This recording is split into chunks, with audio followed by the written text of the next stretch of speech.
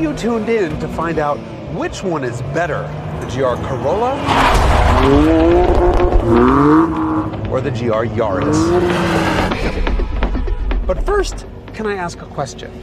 How did we get here?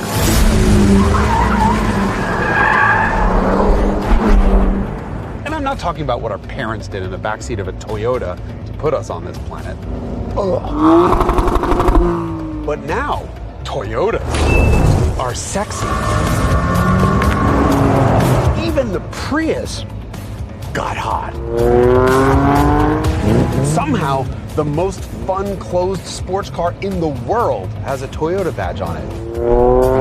And then there's that thing, which is possibly the most punch above its weight sports car ever made. Together, these two are the most important enthusiast hatchbacks in what, 30 years? How in the name of all things holy and right did that happen?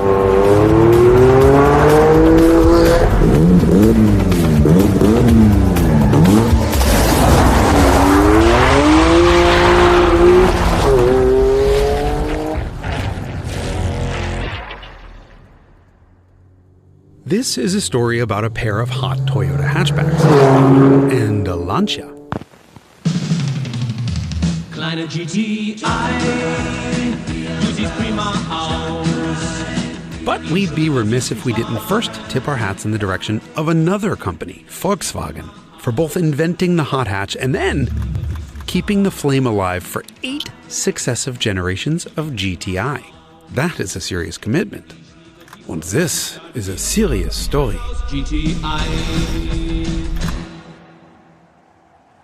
The hot hatchback, known colloquially as the hot hatch, is a practical, affordable, economical box that can keep up with sports cars.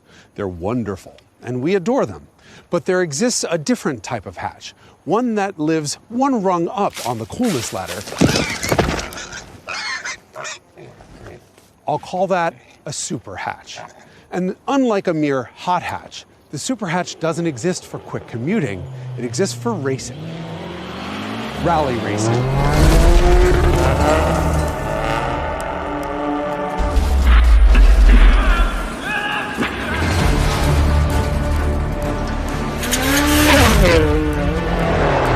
This is the most extreme, deranged, demented, idiotic, irresponsible, and psychotic sanctioned motorsport of them all.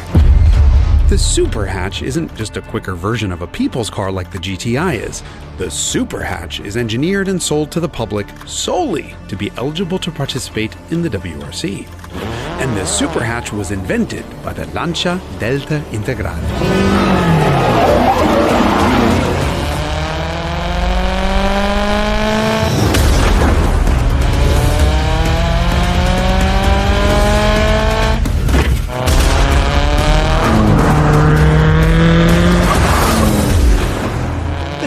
Didn't just do well in rally. No. The Integrale won the World Rally Championship 6 times in a row. And that is something no other car has ever done before or since.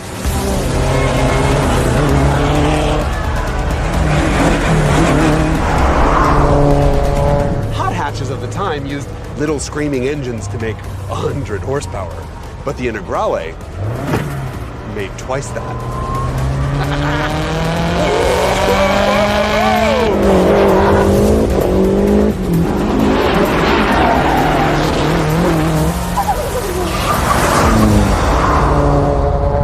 Hot hatches were all front-wheel drive, but the Integrale drove all 4 with rear-biased all-wheel drive. And man, did that make all the difference in the world. Power down to the ground.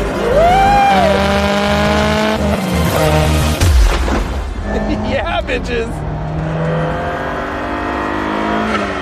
Hot hatches were all tall and narrow, but the Integrale was flared out to be 6 inches wider than a regular Delta, all so that they could just fit more tire. Damn. With 4-wheel disc brakes, four-wheel independent suspension, and that rear-biased all-wheel drive system. Not to mention the double overhead cam, 16-valve turbocharged and intercooled Aurelio Lampredi 2-liter. This thing just didn't happen to win 46 WRC races. It wasn't just casually compared to the Porsche 959. No, it was widely considered to be one of the, if not the, fastest over-the-road car in the world.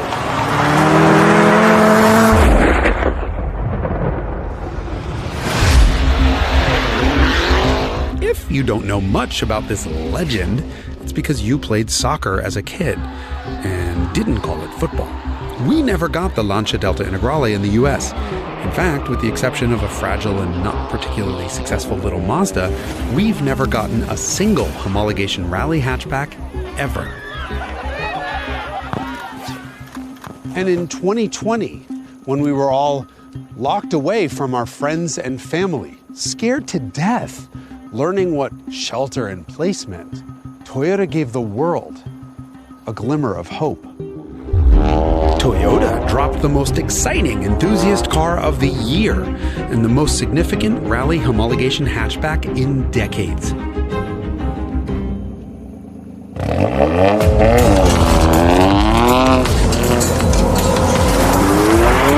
It was the GR Yaris.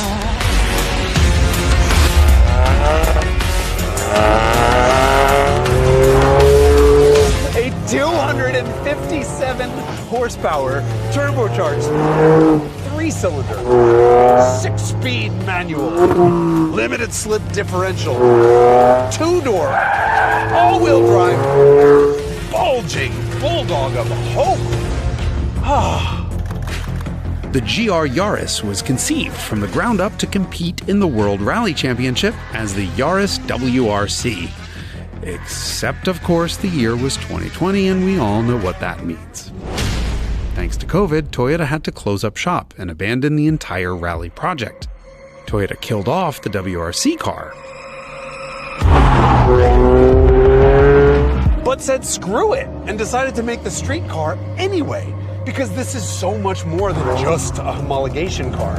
This was Toyota's chance to prove to the world that it really did want to come back from lockdown one of the cool kids. The differences between the GR and a regular Yaris might not be obvious at first, but they're outrageous and the sort of thing that manufacturers just won't spend money on because it doesn't return a profit. For example, all Yarises are 5 doors, except the GR is a 3-door. Its forged carbon roof tapers by 3.75 inches by the time it gets to the back. And that's solely so it can send more air to the big WRC spoiler. The hood, the doors, and the tailgate are all aluminum. This weighs nothing. Its structure gets 259 additional welds and 48 additional feet of structural adhesive. Like the big Delta, it's 6 inches wider than the car it's based on for additional track width. And to that end, the GR Yaris uses the Corolla's wider, fully independent rear suspension in place of the Yaris's torsion beam. And of course, it uses Toyota's first all-wheel drive system in more than 2 decades, hooked up to the most powerful 3-cylinder engine the world has ever seen.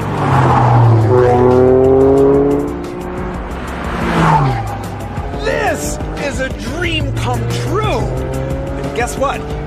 Right away, Toyota said it wasn't coming to the US. Another COVID year slap in the face. And the reason was financial. If the Yaris was sold in America, the GR could be homologated for sale as a different version of the Yaris, and it would cost measly tens of millions of dollars to do that. But because the Yaris isn't sold here in any form, getting the GR Yaris through certification in the US would have cost Toyota hundreds of millions or even billions of dollars. And so there was absolutely no way Toyota could afford to bring the GR Yaris here. But in 2020, Toyota heard our cries, which was a small miracle given how loud all the coughing was. It took the GR Yaris's 3-cylinder and bumped it up to 300 horsepower, another record.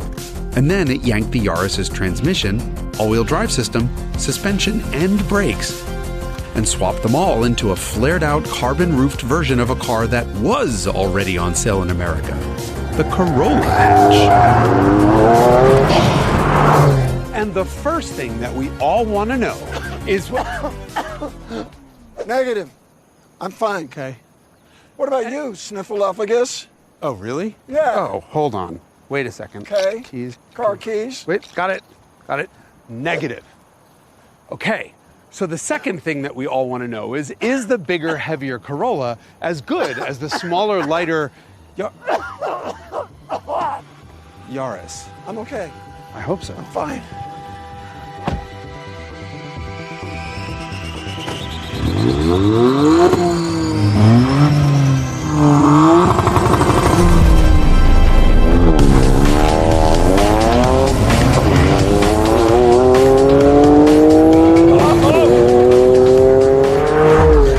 There we go. Oh my God, we're dead even. I'm pulling a little bit until I shift.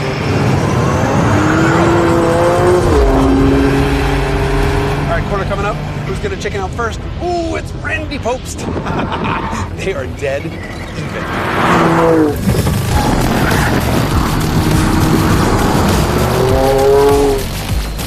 I love how short these gears are. Can't even hit 60 in second. Look, 75 is max in third. You're just constantly shifting. This little 3-cylinder sounds so violent, pulling all the way to $7 grand, and the brake bite is magnificent. The Yaris is definitely outgripped by that Marizo Corolla GR. It's got cup twos, and this just has a street tire. Jason's absolutely losing me. Look at him drive away. This car is really stuck. It is not tail happy. There's so much hype about this all-wheel drive system being able to put so much power to the back that it can get the car to rotate, but nope. What it seems to do is just reduce the levels of understeer under power. It never makes it oversteer under power. And that's what I really want. And I think a lot of enthusiasts do too. There we go, rotate on the way in. Click it. Oh, no. Randy's gonna be making fun of me now. Calm down, Cammisa. You don't have to rip the steering wheel off to turn in. Jeez. But actually, you do. Because if you fling the Corolla, or the Yaris for that matter, into a corner like you're trying to die, it rotates beautifully. What Randy and I are both saying is, it all ends when you get back on the gas. All these cup twos just put it down. Oh my God, there's so much grip. Look, if you're trying to be clean, this thing is so fast. Finding a pier for this thing, would be difficult. But not impossible. The Honda Civic Type R is the front-wheel drive performance benchmark. It embodies everything we love about a hot hatch. It's fast, it's practical, and a pleasure to row through the gears. It's also huge. Huge. Jason, the Civic is only 38 pounds heavier than the Corolla. I've seen you eat more pizza. A, yes.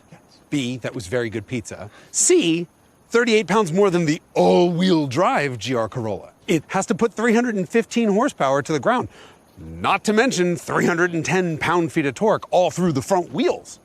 This thing has absolutely no chance of putting any of its power down in first, you okay? Yeah. First or second gears. I'll use third. Good idea. Really, are you okay though? There's only one thing that cures me. What's that? Speed. Oh, all right, we'll go set a lap time in that, and I'm just gonna walk away. Great. How long have I got? 20 seconds. Why so long?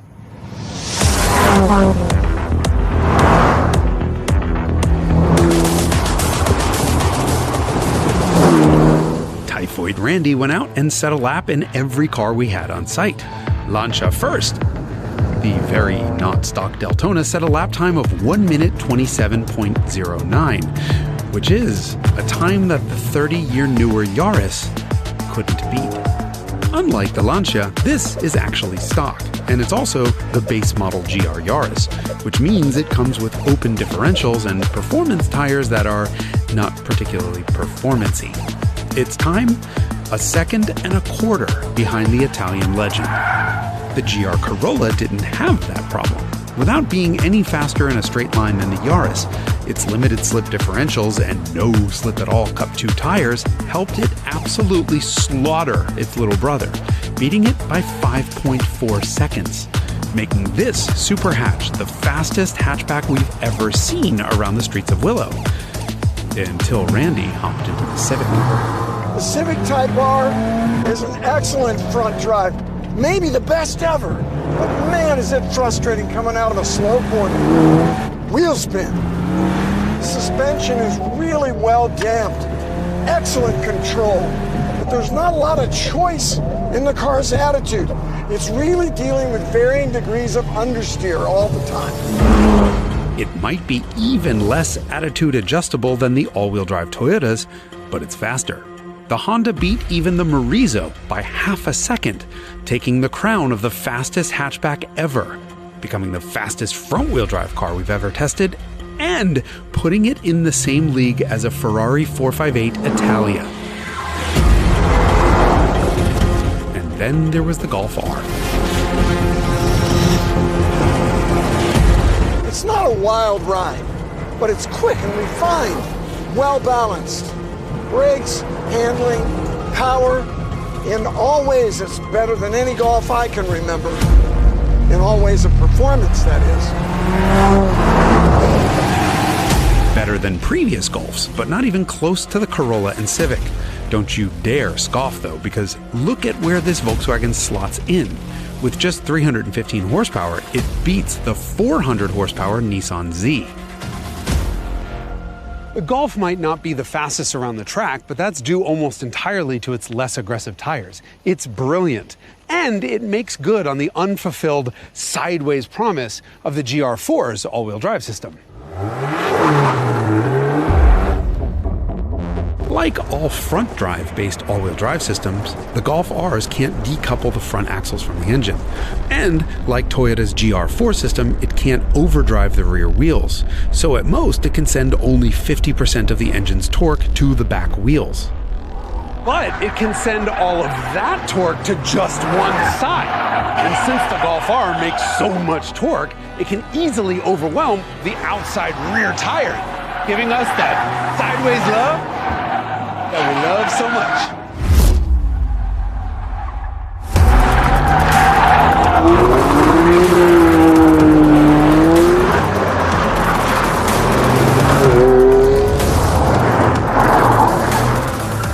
This car can certainly maximize the traction available at all four corners.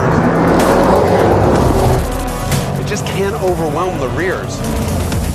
Both these cars can get sideways on the way into a corner, sure, but transition back to power and the Golf will keep the slide going, where the Corolla can't. Power oversteer wouldn't really make this car faster, but it sure would make me smile more.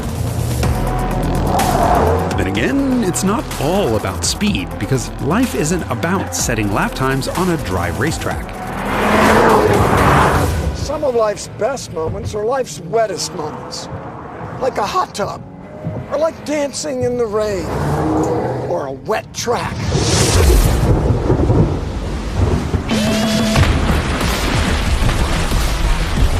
In low grip conditions, the GR4 system can send enough power to the back for drifts and slides.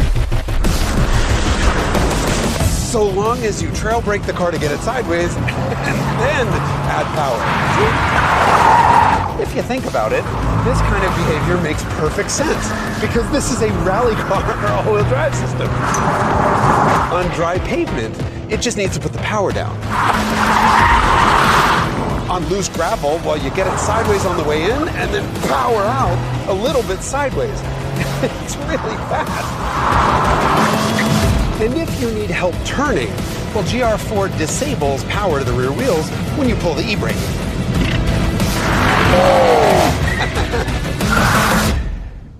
And then it calls 911. We have received an emergency notification from your vehicle. How may we help you? I'm on a racetrack. Oh, okay. So you don't need emergency services, no ambulance or police, sir? Please don't call the police. Be safe out there, okay? Okay, so it turns out that when Subaru makes a GR86, everything's fine. When BMW makes a GR Supra, everything is fine. And when Toyota makes a GR Corolla and its drivers drive like a GR driver, well, it calls the police. Again. Connecting you to an emergency response specialist. Toyota gotta be Toyota. Look, this isn't a comparison test, and the Yaris does have the WRC homologation gold card. But I gotta say something. The Corolla's got a better shifter, a nicer interior, it's just as quick in a straight line, and it's way faster around a track. The Corolla does a bunch of things better, but nothing worse. It's kind of the better car. Plus, I'd like for you to name another four-door car that only has 2 seats. This is a model of practicality. It's basically a miniature cargo van. It's also proof that Toyota's lost its goddamn mind, and you and I benefit from that insanity. By the way, of course, the Corolla is available with a back seat, and this is a GR Corolla Circuit Edition, so it has a back seat, and it has shiny gray paint. And unfortunately, this one has a clutch so fried that we couldn't even get to the racetrack to get you a lap time. But I've driven one of these things, and they're almost as good as the Morizo. I gotta say, though, of all 3 cars, it's the Morizo that's where it's at. Our very limited edition Morizo earns its very expensive price tag by including not just extra external bracing like those where the back seat would have been, but 349 additional chassis welds versus the base Corolla, more than it took to turn a regular Yaris into the GR Yaris. Plus forged wheels, Cup 2 tires, and that outrageously short gearing. But the most important thing about the Morizo is where its name came from. Morizo is the fake name used by Toyota CEO Akio Toyoda when he went racing, so that nobody would actually know it was him. Kind of like how I use the name Discount Sandler so nobody knows I'm actually nobody. For the last decade, Mr. Toyoda has promised a disbelieving world that he wouldn't rest until people stopped describing Toyota cars as boring. His first attempt? Well, it's fun, but that is a lopsided joint development with Subaru. The second attempt is a monster. But that is a BMW with a Toyota badge on it. That's not exactly the best way for the world's largest car manufacturer to prove its sporting mettle by rebadging other people's cars. And then 2020 happened. And just as you would have never believed you'd be disinfecting your groceries, the GR Yaris dropped. 100% Toyota, 100% legend. And now we have the GR Corolla, 100% legend, instantly. And if you think Morizo-san was joking, just look at the new Prius. It is fire, unlike the previous 4 generations, which we all just wanted to light on fire. Mr. Toyota kept his promise. Like the GR86, the Supra, and I can't believe I'm saying this, the Prius, Toyotas are suddenly anything but boring. In fact, the GR Corolla is the opposite of boring. It's not just supercar fast around a track. It's not just unexpectedly outrageous. It's a genuinely special and fun car to interact with, at or especially below its limit. And that is really important. We've all just survived a worldwide pandemic. Life is too short and it's too fragile to not prioritize being silly. Who knew Toyota would be trying and succeeding at putting a smile on our faces? After all, fun is the real cure, especially when everyone else seems to be taking life far too seriously.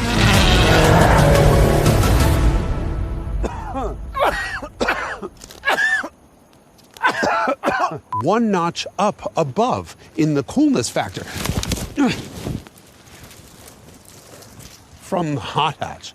And that Oh, come on! Jason!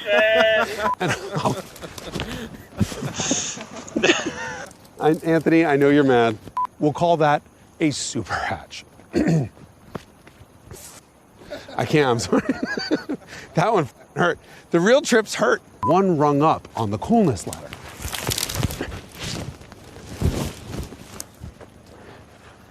I'll call those super. No, come on! That was hilarious!